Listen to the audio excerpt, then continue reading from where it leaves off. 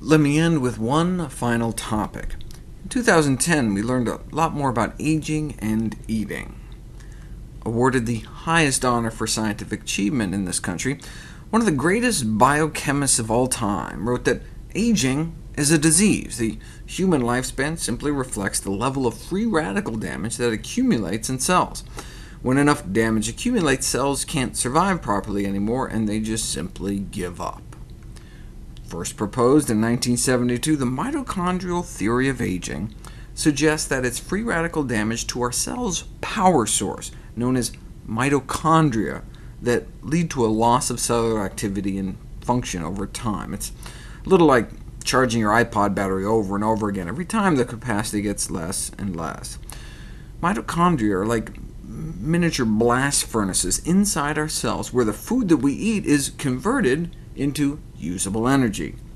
In my Stopping Cancer Before It Starts DVD, I go into detail about the quantum biology of oxidative phosphorylation, but just to simplify, it is in these fireworks inside the mitochondria, where the oxygen we breathe may get a hold of an electron we ate that was pumped with energy by plants, thanks to photosynthesis, and transform that oxygen molecule into what's called superoxide, which can damage our delicate cellular machinery, oxidize our cellular machinery. Basically, we're rusting, right? That's what rust is, right? The oxidation of metal. And scientifically, aging has been considered the slow oxidation of our bodies. Like those brown age spots on the back of people's hands, that's just oxidized fat under the skin. Oxidant stress is why we get wrinkles, and why we lose some of our memory, why our organ systems break down as we get older. How do we slow down oxidation? By eating foods containing antioxidants. If you want to know if a food has a lot of antioxidants in it, you slice it open, expose it to air, expose it to oxygen, and see what happens. Does it oxidize? Does it turn brown? Think about our two most popular fruits, apples, bananas. Turn brown right away. Not a lot of antioxidants inside there. Right? How do you keep your fruit salad from turning brown, though? Add lemon juice, right, which has vitamin C in it, an antioxidant, which can keep your food from oxidizing, can do the same thing inside our bodies. Here's the catch, though. Many antioxidants can't penetrate through the mitochondrial membrane into the mitochondria. So they can protect the rest of the cell, protect our DNA, but they can't get inside the power plants of our cells, so may be helpless to slow down the aging process. That's why our bodies have an enzyme called superoxide dismutase. It's a detoxifying enzyme within our mitochondria that neutralizes superoxide and turns it back into oxygen.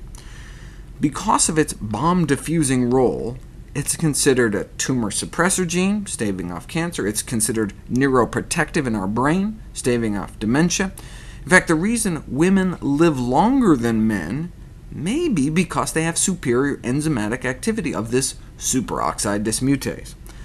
This mitochondrial theory of aging has enjoyed such universal acceptance within the scientific community that there was even a paper published last year asking whether there was anything more to aging at all. OK, bottom line, how do we boost the enzyme activity of this anti-aging, anti-cancer, anti-Alzheimer's enzyme? Become a woman, or become a vegetarian. Last year, researchers compared this enzyme's activity in omnivores versus vegetarians. This is your superoxide dismutase enzyme activity if you're over 85. Now, if you're younger, the enzyme may work a little better, but when one eats vegetarian, it works a lot better. Eating vegetarian appears to boost this anti-aging enzyme's activity 300%, a threefold increase in the expression of the superoxide dismutase gene in the vegetarian group compared to the omnivore control group. We had no idea. No wonder vegetarians live longer. No wonder they have less cancer and cardiovascular disease. Right? We just never tested them for this enzyme before. A higher enzyme expression at the genetic level, thus a better defense against superoxide radicals, might be expected as a consequence of a vegetarian diet. So maybe that's why lower rates of cancer and chronic cardiovascular disease compared to omnivores. Yes, we eat more phytonutrients, but the higher protection against chronic disease in vegetarians may also be explained by what's called epigenetic changes. You think you're just born with genes and stuck with them? No. We now know that what we eat can turn on and off gene expression, and in this case, eating vegetarian seems to significantly boost the activity of one of the most important workhorse enzymes in the body.